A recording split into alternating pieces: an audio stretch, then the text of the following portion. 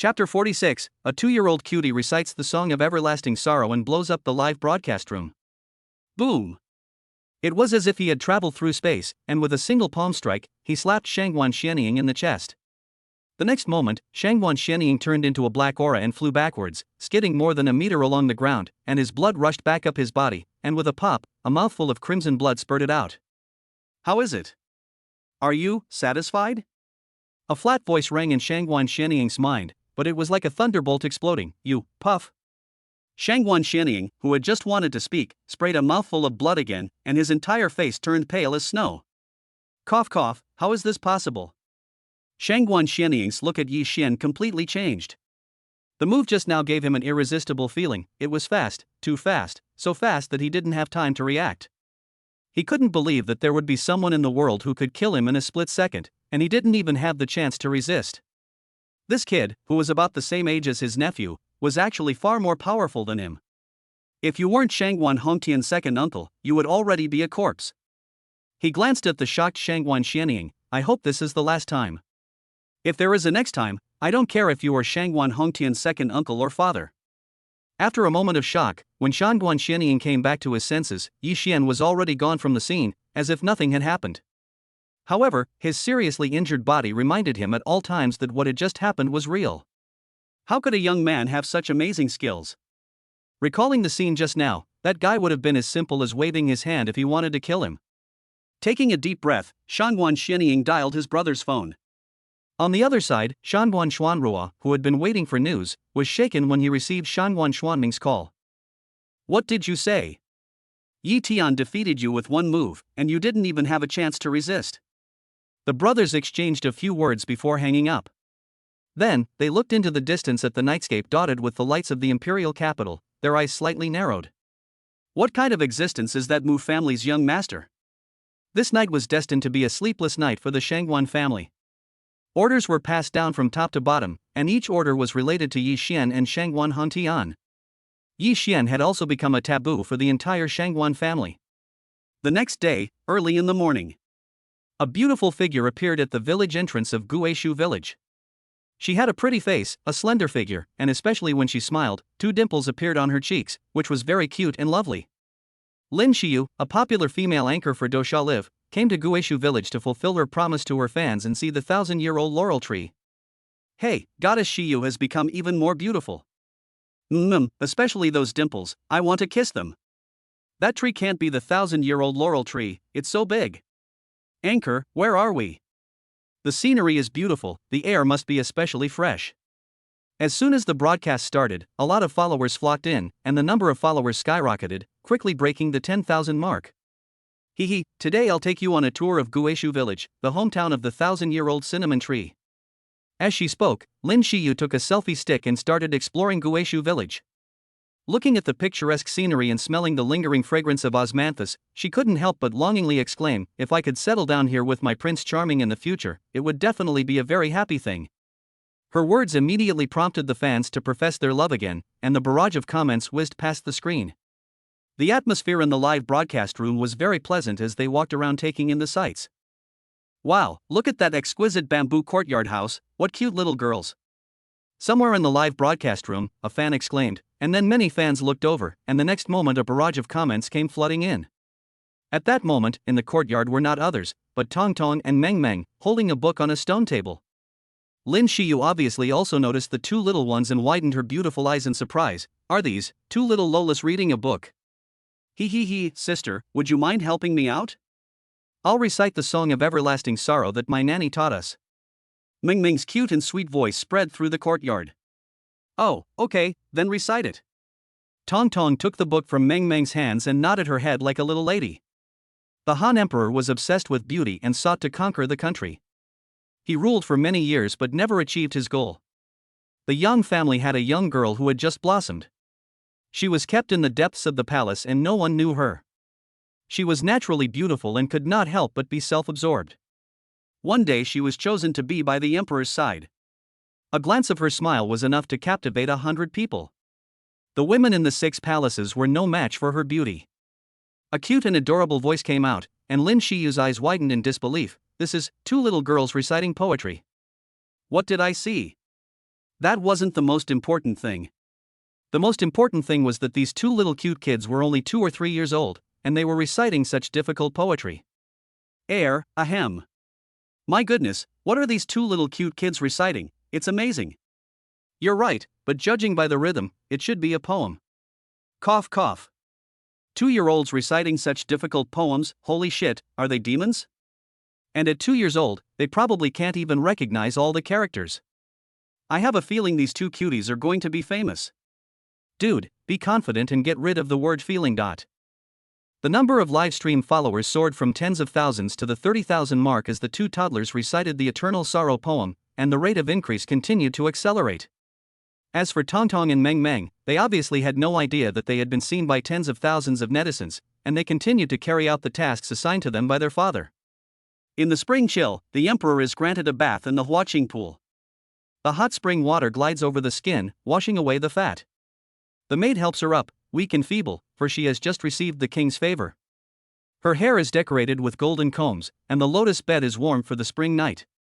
The spring night is short, the sun rises high, and from now on the king will not rise early. There are 3,000 beauties in the harem, all 3,000 of them loving him. The golden room is decorated for the night of the beloved, and after the banquet in the Jade Building, they are drunk with spring. Sisters and brothers all inherit the land, pity the glory of the family. This caused the hearts of parents all over the world to prefer having a daughter over a son. The sound of the cute recitation came out, and Lin Xiyu and the people in the broadcast room were dumbfounded. It was amazing, it was really amazing. Moreover, not only was it recited, but every word could be heard clearly. Lin Xiyu's girlish heart was bursting in the audience, she couldn't help but like it, and it felt like her heart was melting. Mom, these two little Lolas are super cute, I want one too, and they're so talented, so cute, I want to take them away right now. 40,000. 50,000. 80,000. 100,000. Soon the number of live broadcast fans broke the 100,000 mark, and the surge in the number of fans has not abated at all. Meanwhile, in a dormitory at the University of Shanghai for Science and Technology on the other side of the city. With a loud noise, a young man sat up from the bed like a corpse, startling a few roommates next to him. Holy shit, Lao Si, are you okay? Lin Xiaoda and Wang Lin saw Lao Si Lu Feihu's corpse-like operation, and their eyelids jumped. Lu Feihu, on the other hand, paid no attention to what the two said. Mom, oh my god, something big has happened. Lao Er and Lao San, come and look, is this, cough cough our niece? With a slither, he slid off the bed, the speed of which was seamless, taking less than a second. Upon hearing the fourth child's words, Lin Xiaoya and Wang Lin looked over. Tong Tong Meng Meng, isn't this the eldest's daughter? Holy shit, our niece is live streaming. Wang Lin's eyes widened in shock. Ahem, well, it's not our niece who's doing the live broadcast, it's a streamer I follow who went to our boss's hometown. Lu Feihu coughed and explained. The boss's hometown, that's a really interesting background. Lu Feihu let out a deep breath, that's not the most important thing. Look at what Meng Meng is doing, she's not reciting poetry, is she? High in the palace, the clouds are reached, heavenly music is heard everywhere in the breeze. Slow songs and slow dances, strings and bamboo, the emperor can't take his eyes off them all day. The sky spins and the earth turns, the dragon chariot returns. Here I hesitate, I can't go. In the mud at the foot of Ma Wei slope, I don't see the remains of your jade face, where you died in vain. This is? In the mud at the foot of Ma Wei slope? Li Gong? Lin Xiaoya was stunned for a moment, but then he thought of something. Could it be that the Ma Wei slope mutiny happened, and this poem is about Emperor Tang Minghuang in Yang Guifei? My goodness, Meng Meng is amazing at this. And Tong Tong and the others won't know all the words in this poem, they're only a little over 2 years old. Wang Lin's eyes were wide with disbelief, unable to believe what he was seeing. Grandma, no wonder she's the boss's daughter, just like her father, she's a total demon, the genes are strong enough. Lu Feihu smacked his lips, while Lin Xiaoya, after coming back to his senses, immediately called his girlfriend Feng Xiaoqian. The wind blows the fairy's robe, fluttering in the air, just like a fairy in a rainbow-colored dress. Her jade-like face is lonely and tearful, like a pear blossom in the spring rain. With a gaze full of emotion, I thank the emperor since parting, his appearance and voice are both unknown. The love in the Zhaoyan Hall is unparalleled, the sun and moon shine long in the Panglai Palace. Looking back down to the mortal world, I don't see Chang'an, only dust and mist. In front of the exquisite bamboo building in Guishu village, Lin Shiyu didn't know when he had arrived in the courtyard, quietly listening to the two young children recite the song of everlasting sorrow. Holy cow! Holy cow! Holy cow! The number of fans in the live broadcast room has already exceeded 100,000. Their minds are buzzing with excitement as they look at the two little girls in the live broadcast screen, and their hearts are stirred by huge waves of emotion. Genius? Demon? These are the words they use to describe the two little girls, but they feel that these words are not enough to describe the two little girls in front of them.